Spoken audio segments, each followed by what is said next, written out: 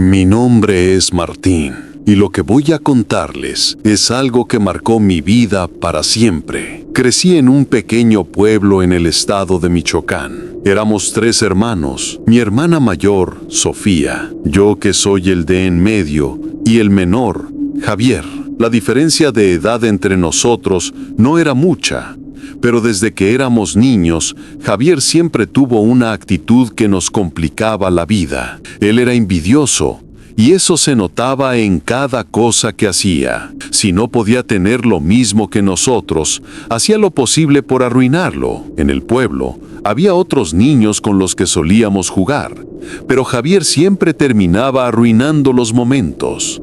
Cuando no estaba rompiendo los juguetes de otros, estaba inventando problemas o haciendo bromas pesadas que causaban peleas. Nuestros padres nunca fueron estrictos con él. Cuando alguien venía a quejarse de sus travesuras, ellos solo lo regañaban superficialmente y prometían que no lo volvería a hacer, pero nunca lo castigaban. Con el tiempo, eso generó que nadie quisiera jugar con él y por ende, a veces, tampoco conmigo. Me seguía a todos lados y su presencia espantaba a los demás.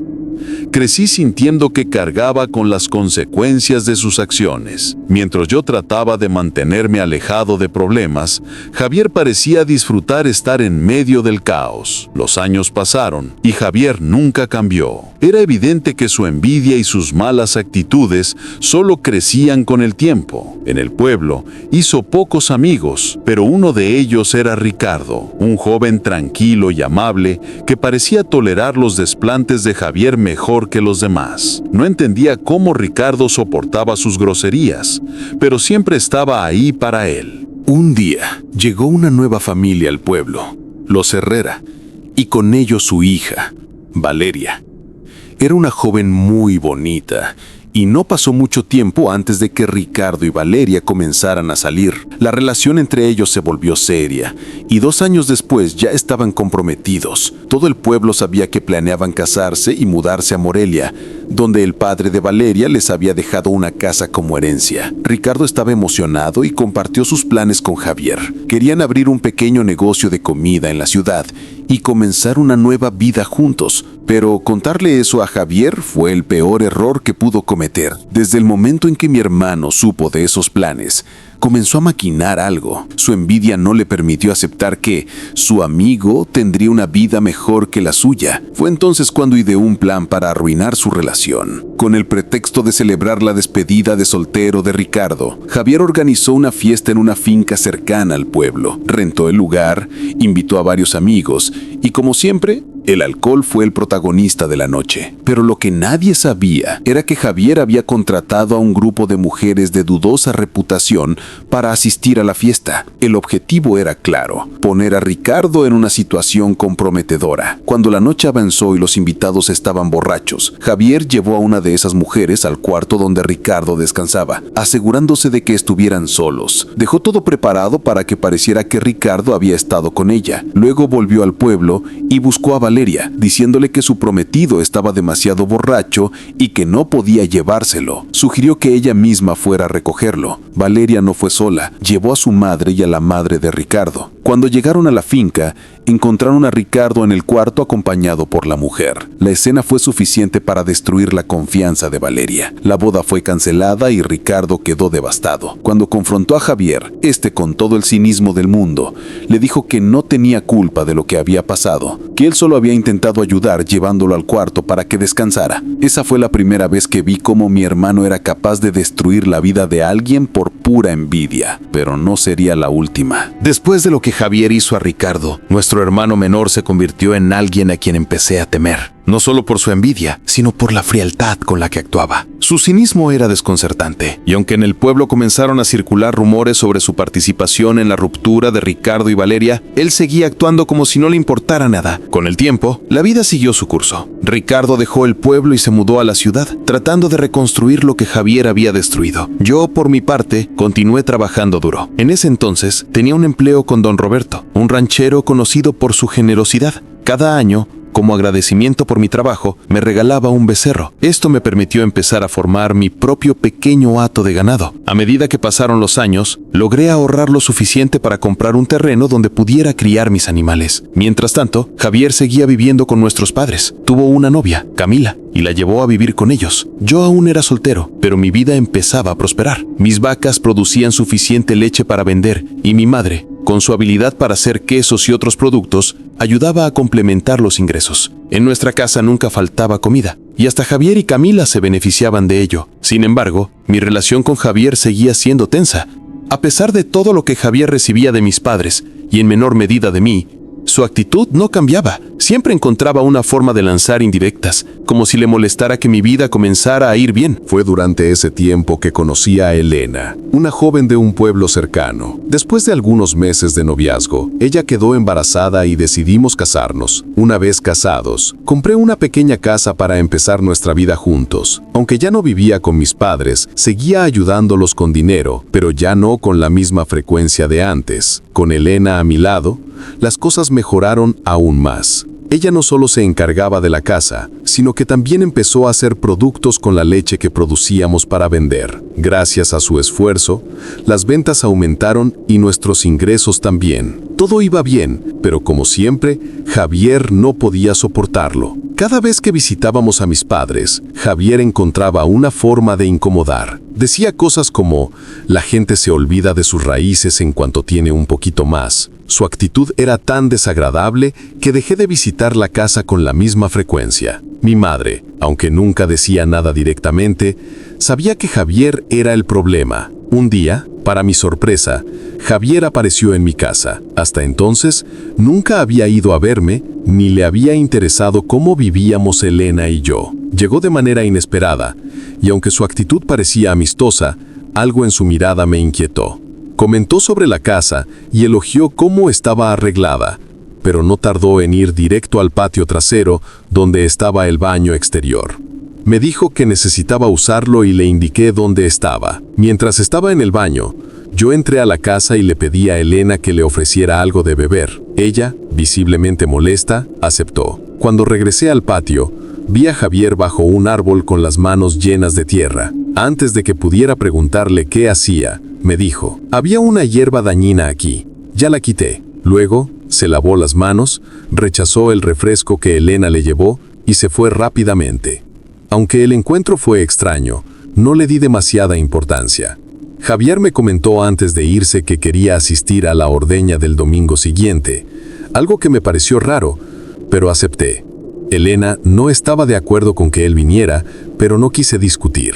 El domingo llegó y Javier apareció temprano, acompañado de Camila. Trajeron pan para acompañar el pajarete, una bebida tradicional que preparé con leche recién ordeñada, chocolate, azúcar y a veces un poco de alcohol. Aunque traté de mantener un ambiente cordial, Elena estaba claramente incómoda. Desde el primer momento en que Javier llegó, sentí que algo no estaba bien. Mientras ordeñaba las vacas, Javier parecía estar disfrutando del momento, como si fuera una visita inocente. Charlaba sobre trivialidades y hacía comentarios aparentemente inofensivos. En un punto, me pidió permiso para usar el baño del rancho, que estaba ubicado en un pequeño cobertizo donde guardo alimento para el ganado y algunos muebles. Le señalé dónde estaba y él se fue con Camila. Pasaron unos minutos y Elena comenzó a mirar constantemente hacia el rancho. Me dijo que sentía que algo extraño estaba sucediendo. Yo intenté calmarla, pero también empecé a preocuparme porque Javier y Camila no regresaban. Finalmente, después de casi 20 minutos, salieron juntos del rancho, agradecieron por el pajarete y el pan y se despidieron rápidamente, como si tuvieran prisa. Aunque la situación me parecía extraña, no quise darle más vueltas en ese momento. Los días siguientes, sin embargo, todo comenzó a cambiar de manera alarmante. Primero, las ventas de leche, quesos y otros productos empezaron a caer drásticamente. Los clientes habituales dejaron de comprar, alegando problemas económicos o que ya no necesitaban nuestros productos. Luego, las vacas que siempre habían estado saludables comenzaron a enfermarse una tras otra. Algunas dejaron de producir leche y otras simplemente murieron. sin una causa aparente. Elena y yo también empezamos a sentirnos mal. Ella desarrolló un cansancio constante y yo sufría dolores de cabeza insoportables y un malestar que no podía explicar. Nuestro hijo, que siempre había sido fuerte y sano, también comenzó a enfermarse. Los problemas entre Elena y yo se intensificaron. Cualquier pequeño desacuerdo terminaba en una discusión. Era como si algo invisible estuviera destruyendo todo lo que habíamos construido con tanto esfuerzo. Con el paso de las semanas, mi desesperación creció. Las pocas vacas que quedaban estaban en condiciones deplorables, y tuve que despedir a los 2 trabajadores que me ayudaban ya que no podía pagarles. La situación era insostenible. Fue entonces cuando don Pepe, un vecino mayor del pueblo, vino a visitarme. Al verme tan abatido, me dijo algo que me dejó pensativo. Martín, esto no es normal. Tú siempre has trabajado duro y has sido un buen hombre. Algo o alguien está detrás de todo esto. Esto huele a brujería. Al principio no quería creerle, pero sus palabras resonaron en mi cabeza. Cuando le conté a Elena lo que don Pepe había dicho, ella coincidió. Todo comenzó después de la visita de Javier, me dijo, recordándome cómo había estado manipulando la tierra en nuestro patio y su comportamiento sospechoso en el rancho. Decidimos buscar ayuda en el pueblo de Elena, donde vivía una señora conocida por leer cartas y deshacer trabajos de brujería. Llegamos a su casa con la esperanza de encontrar respuestas. Después de leer las cartas, nos confirmó lo que ya temíamos.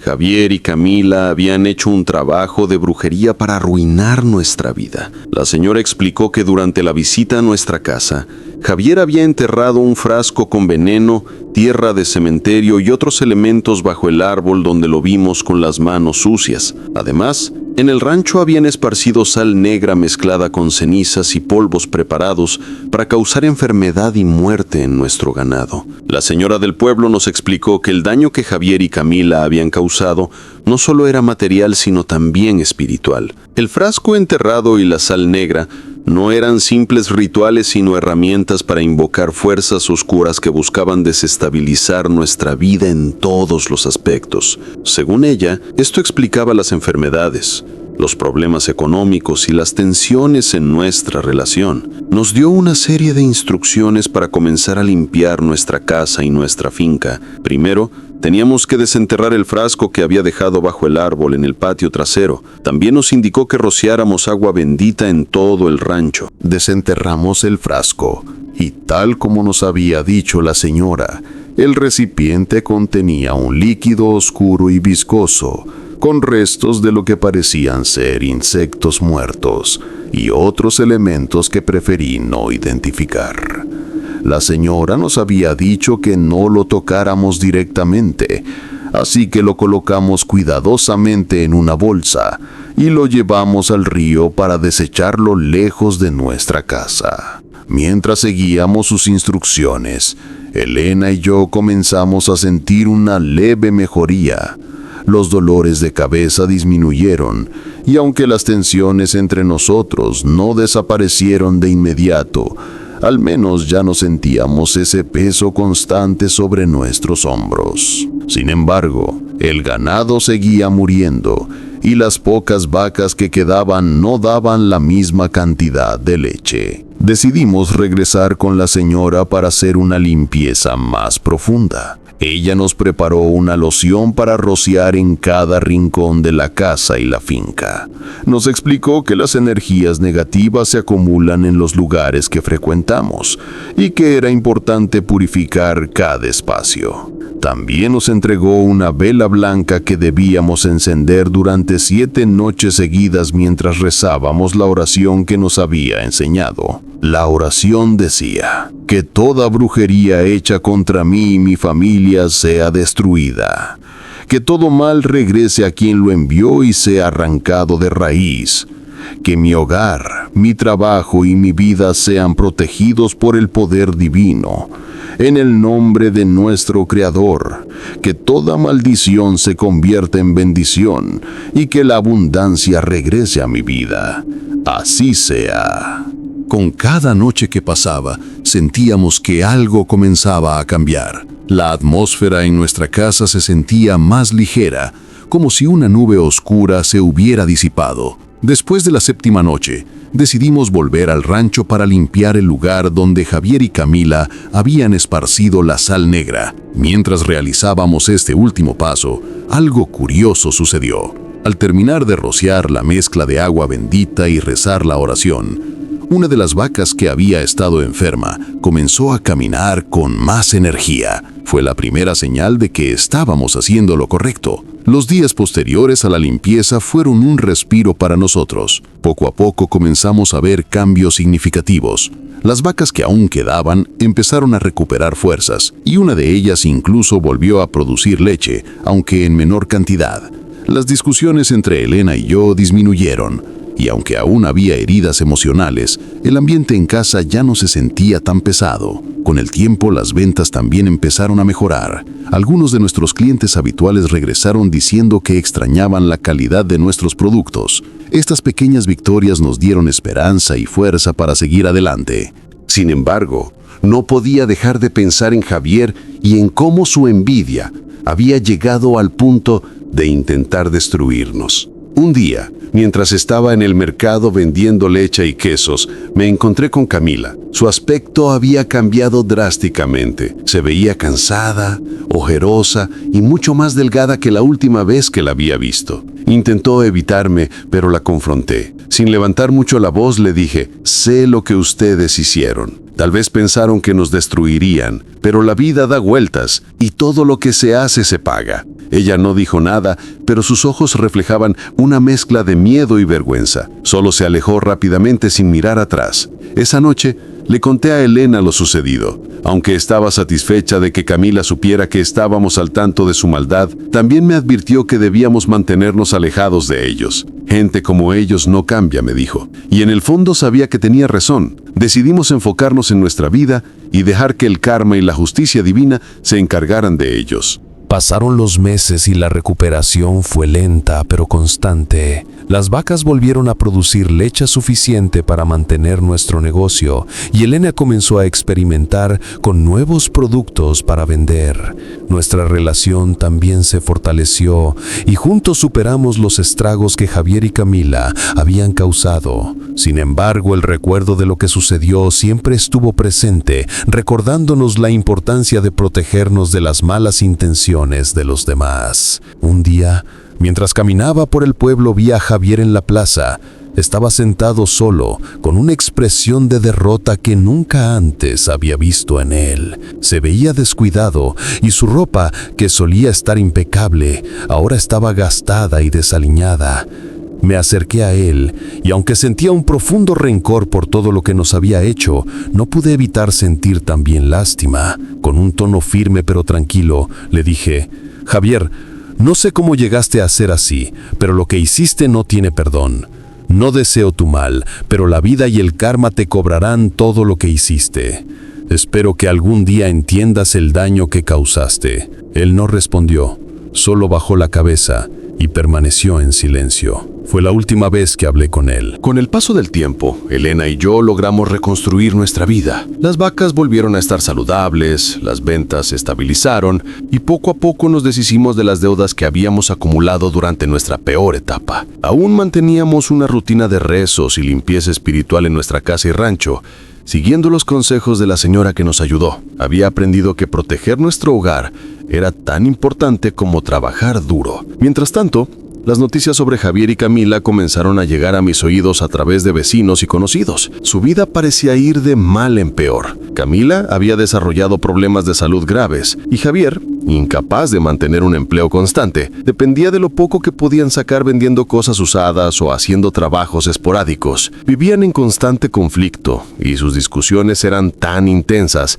que más de una vez los vecinos tuvieron que intervenir. Por mi parte, me mantenía lo más lejos posible de ellos. No quería más problemas ni arriesgarme a que intentaran algo nuevamente. Sin embargo, mi madre, siempre con un corazón bondadoso, insistía en ayudarlos de vez en cuando. Yo no estaba de acuerdo, pero entendía que como madre sentía la necesidad de cuidar de todos sus hijos, incluso de aquel que le había causado tantos dolores de cabeza. Un día, mientras trabajaba en el rancho, Don Pepe, El mismo vecino que me había advertido sobre la brujería se acercó para platicar conmigo. Me contó que había visto a Javier sentado afuera de su casa con la mirada perdida, murmurando cosas como si estuviera hablando solo. Según don Pepe, había oído decir que Javier y Camila habían intentado recurrir a otra bruja para revertir los problemas que enfrentaban, pero no habían tenido éxito. Don Pepe me advirtió nuevamente: ten cuidado, Martín.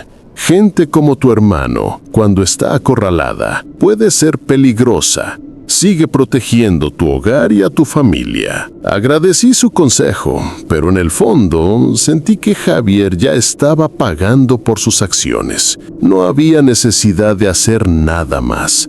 La vida misma se estaba encargando de él. Con el tiempo, mi familia y yo logramos prosperar más de lo que hubiera imaginado. Elena y yo abrimos una pequeña tienda en el pueblo donde vendíamos no solo los productos de la leche, sino también otros artículos que ella elaboraba con gran dedicación. Nuestros esfuerzos finalmente rindieron frutos y pudimos ofrecer a nuestro hijo una vida estable y feliz. Mientras tanto, Javier y Camila continuaban atrapados en su propio ciclo de desgracias. Cada vez que alguien me contaba algo sobre ellos, sentía una mezcla de tristeza y alivio. Tristeza porque al fin y al cabo era mi hermano, pero alivio porque estaba claro que su maldad no había quedado impune. Un día, mientras visitaba a mis padres, mi madre me contó que Javier había intentado volver al rancho donde todo había comenzado, buscando reconciliarse con el pasado o quizás con nosotros. Sin embargo, al llegar se encontró con las ruinas de lo que una vez fue su intento de destruirnos.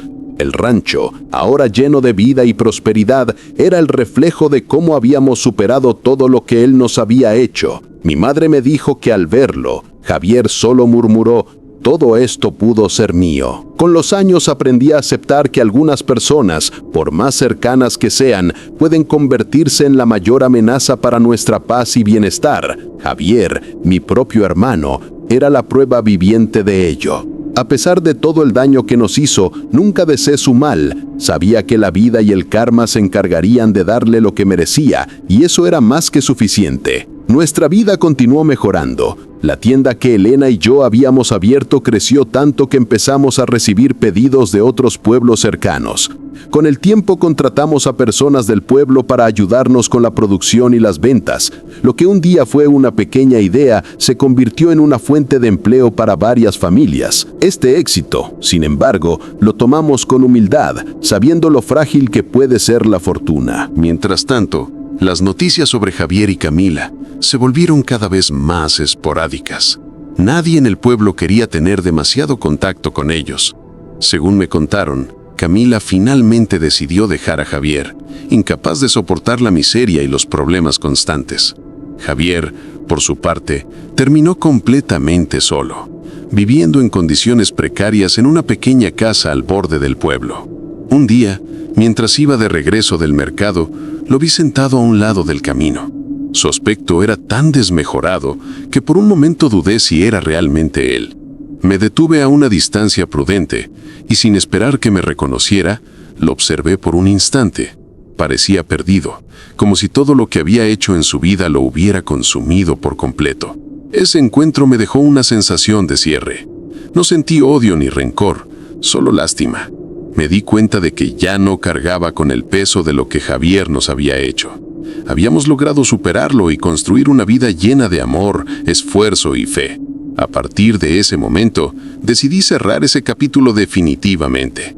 Dejé de preguntar por Javier y me enfoqué en mi familia.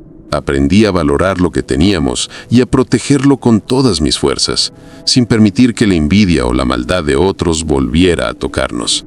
La oración que la señora del pueblo me enseñó se convirtió en parte de nuestra rutina diaria. Cada noche, Elena y yo la repetíamos, no solo para protegernos, sino también para agradecer por todas las bendiciones que habíamos recibido. En ella encontré consuelo y fuerza, y estoy convencido de que fue una de las razones por las que logramos salir adelante.